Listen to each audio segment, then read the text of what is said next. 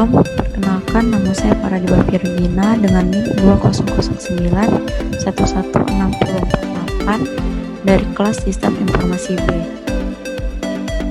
Sini saya akan menjelaskan yang pertama tentang sistem teknologi dan informasi. Sistem mengandung arti kumpulan dari komponen-komponen yang memiliki unsur keterkaitan antara satu dan lainnya. Sistem informasi merupakan kumpulan dari komponen-komponen dalam perusahaan atau organisasi yang berhubungan dengan proses penciptaan dan aliran informasi. Yang kedua, teknologi informasi. Teknologi informasi adalah komponen kecil dalam perusahaan karena banyak komponen yang lain, contohnya proses dan prosedur, struktur organisasi, sumber daya manusia, produk, pelanggan, supplier, rekanan, dan lain-lainnya. Selanjutnya saya akan menjelaskan dari data, informasi, proses, dan pengetahuan. Yang pertama, pengertian dari data. Data adalah kumpulan fakta yang masih mentah, seperti jumlah pekerja, total jam bekerja dalam seminggu, data inventaris barang, or sales order. Selanjutnya, informasi. Informasi adalah kumpulan fakta yang disusun sedemikian rupa sehingga mereka memiliki nilai tambahan di luar nilai fakta individu. Proses. Proses adalah serangkaian set tugas yang berhubungan secara logis dilakukan untuk mencapai hasil yang telah ditentukan. Yang terakhir, pengetahuan. Pengetahuan adalah kesadaran dan pemahaman satu set informasi dan cara-cara bagaimana informasi dapat dibuat bermanfaat untuk mendukung tugas tertentu atau dapat digunakan untuk mengambilkan sebuah keputusan. Sistem informasi. Sistem informasi adalah seperangkat elemen yang saling terkait atau komponen yang mengumpulkan, memanipulasi, menyimpan, menyebarluaskan data, informasi, dan memberikan reaksi korektif atau mekanisme umpan balik untuk memenuhi tujuan. Dalam sistem informasi, pemrosesan berarti mengubah atau mentransformasikan data menjadi output yang bermanfaat. Pemrosesan bisa melibatkan membuat perhitungan, membandingkan data dan mengambil alternatif tindakan, dan menyimpan data untuk digunakan di masa depan. Selanjutnya ada pengertian dari input, pemrosesan, output, dan umpan balik. Yang pertama ada input. Input adalah mengumpulkan dan menangkap data mentah. Yang kedua proses, yaitu mengubah atau mentransformasikan data menjadi output yang bermanfaat. Yang ketiga ada output atau keluaran, yaitu produksi informasi yang bermanfaat biasanya dalam bentuk dokumen dan laporan. Yang terakhir ada umpan balik, yaitu output yang digunakan untuk membuat perubahan pada input atau kegiatan pengolahan. Selanjutnya ada sistem keamanan komputer. Yang pertama ada pengertian dari sistem. Sistem merupakan suatu sekumpulan dari elemen atau unsur yang saling berkaitan satu sama lain dan mempunyai tujuan yang sama. Keamanan adalah suatu kondisi yang mana yang terbatas dari dampak atau resiko. Komputer merupakan suatu perangkat yang terdiri atas software serta hardware dan dikendalikan oleh brainware, yaitu manusia.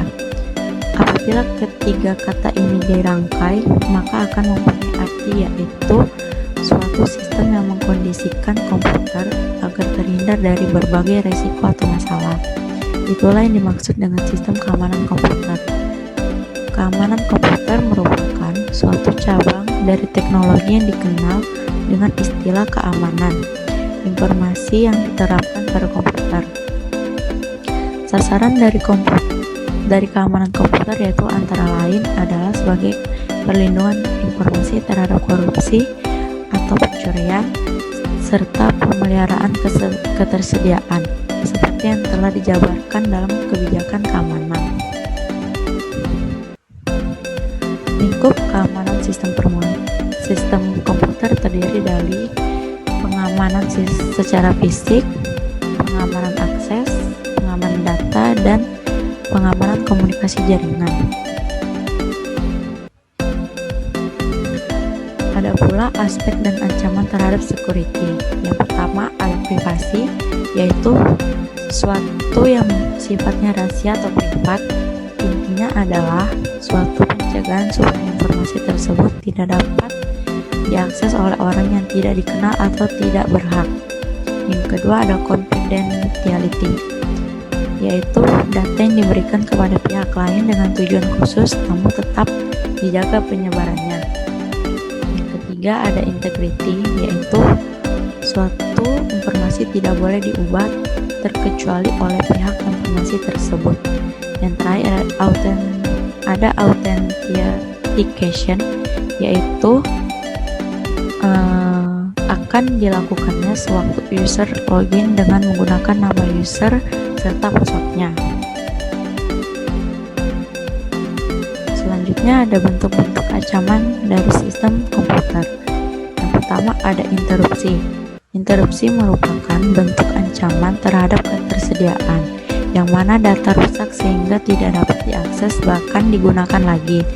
Perubahan fisik, contohnya perusakan pada hard disk, perusakan pada media penyimpanan yang lainnya, serta pemotongan kabel jaringan.